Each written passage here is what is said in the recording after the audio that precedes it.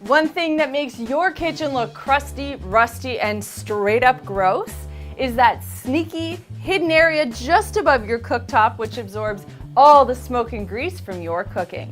Now, this was never really dirty for me until I got into cooking with cast iron, and now my exhaust filter looks like I pulled it straight out the back of a greasy old chip wagon. So let's talk about how to deal with your overhead exhaust and filter once and for all. Now, just understand quickly what this thing actually does. A fan spins around to suck smoky, greasy air from your cooking and then shoots it out of the side of your house. En route, that smoke carries with it greasy little particles which get stopped in this metal filter so that the grease doesn't gum up your exhaust fan. Instead, it just builds up in and around the filter. Mine is actually so greasy that you can see suspended grease drips directly in this filter. It is embarrassing and disgusting. So to keep this at bay, what you have to do is remove the grease every now and then, let's say twice a year for the average cook. And if you are all about frying, you would probably want to do this more often to help manage the buildup. There are many ways to accomplish getting the grease off these grates. So I'm going to demonstrate one, which I think is pretty awesome, and then I will talk about a couple of other alternatives that you can try if you like.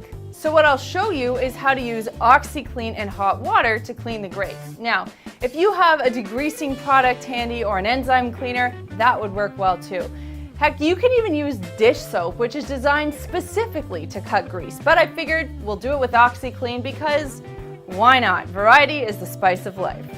So to get things started, fill up a bucket with hot water, like boiling hot water, and then add in a few scoops of OxiClean or degreaser or whatever you choose to use, and then dunk the filter in there. Now leave it in there for about 10 to 30 minutes depending on how gross it is, and if you need to, once you pull it out, you can scrub it with a bristle brush, rinse it, and once it's dried, you can replace it. There are a couple other methods you can try, as I mentioned. First of all, if you have a steam cleaner, feel free to lay a towel down, put the grates on top, and then blast steam directly onto the filter. You'll see that the grease literally falls off and directly onto the towel. It is a little bit messy, it is a little bit gross, but it is very effective. The other thing you can try is taking a cookie sheet or a broiler tray, putting about 10 pieces of newspaper, which is cut specifically to size, and then placing one filter onto the newspaper.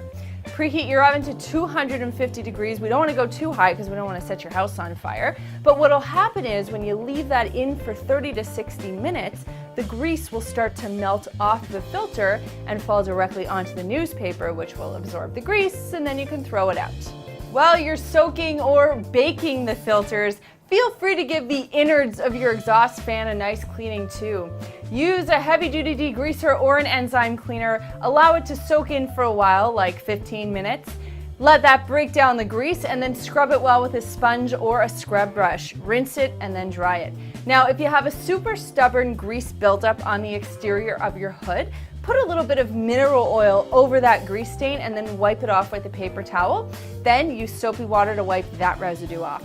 I don't know why it works, but it works, so you're welcome.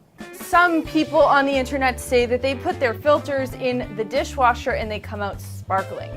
My take is it's not best to put the filters in the dishwasher, although it can work.